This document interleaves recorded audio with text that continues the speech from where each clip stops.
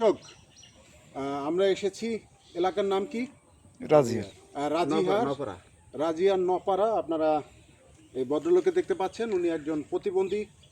আমরা এসেছি রোডেম ফাউন্ডেশনের মাধ্যমে এই হুইল চেয়ার উপহার দিতে। রোডেম ফাউন্ডেশন এবং হসপিটাল পেয়ার চ্যারিটি, আমরা এসেছি হুইল চেয়ার এই ভদ্রলোককে উপহার দিতে। আপনাদের যদি সদয় দৃষ্টি হয় যে আপনারা এরকম অনেক প্রতিবন্ধীকে আপনারা কোনো হুইল চেয়ার দিতে চান উপহার, তবে আমাদের সাথে যোগাযোগ করতে পারেন। আমরা আপনি যদি একটা হুইল চেয়ার কিনে দিতে চান, সেই হুইল চেয়ারটা আমরা একজন প্রতিবন্ধীকে দেব। এবং আপনার কাছে যদি কোনো প্রতিবন্ধী থেকে থাকে তবে আমাদেরকে জানাবেন। রিকোয়েস্ট করব, আমাদের ভাই নেপু হাজরা, আমাদের মেম্বার, তিনি কিছু বলবেন শর্টকাটে। জয় যিশু। পিতা ঈশ্বরকে ধন্যবাদ দেই। আজকে এবং গতকালকের আবহাওয়া খুব খারাপ ছিল। আমরা এই টিপে 12টি চেয়ার নিয়ে আসি রোলান ফাউন্ডেশনের পক্ষ থেকে, এবং আমরা 4-5 জনে মিলে এই পরিশ্রমটা করে এবার এই চেয়ারগুলো আমরা দিতে পেরেছি।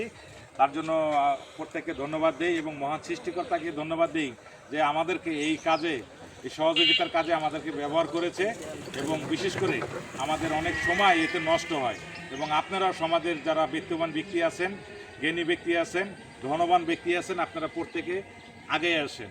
আপনি নিজে একটা চেয়ার একজনকে দেন অথবা একজনের পাশে দাঁড়ান, তাহলে এরা সমাজের অনেকটা উপকারে আসবে এবং তাদের জীবনে একটি চেয়ার যদি থাকে তাহলে তারা চলাফেরা করতেও একটু আনন্দবোধ দায় করবে। ধন্যবাদ সবাইকে। রিকোয়েস্ট করব, এই রোডেম ফাউন্ডেশনের জন্য আপনারা সবাই প্রার্থনা করবেন যেন রোডেম ফাউন্ডেশন এরকম আরও প্রত্যেক বছর শত শত মানুষকে, প্রতিবন্ধী মানুষকে একটা হুইল চেয়ার উপহার দিতে পারে। রিকোয়েস্ট করব, আমাদের আরেকজন মেম্বার রয়েছেন, তিনি কিছু আপনাদেরকে বলবেন। সবাইকে ইনমনের।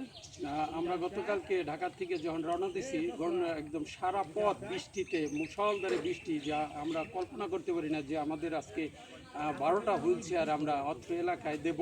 কিভাবে দেব আমরা সেই মাঠ প্রস্তুত করতে পারি না। রাত্র 8টা বাজে আমরা সিদ্ধান্ত নিতে পারি না। শুক্রবারে আমাদের সেই প্রোগ্রাম অনুষ্ঠান হওয়ার কথা, কিন্তু আশ্চর্যভাবে আমরা সেই 8টা বাজে আমরা তখন বৃষ্টি থেমে গেল এবং আজ বিকাল পর্যন্ত সম্পূর্ণ শুকনো ছিল। আমরা সেই চেয়ারগুলো সুন্দরভাবে সেই 12টি সন্তানকে আমরা দিতে পেরেছি। আমরা আনন্দিত।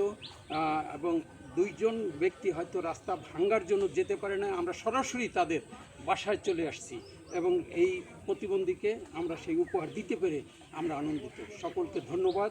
আমাদের হাসপাতাল পেয়ার চ্যারিটির জন্য আপনার বিশেষ দোয়া করবেন যেন কালেবর্ধে বৃদ্ধিতে আমরা যেন আরও ব্যাপকভাবে আরও উচ্চতায় নিয়ে যেতে পারি। সকলকে ধন্যবাদ।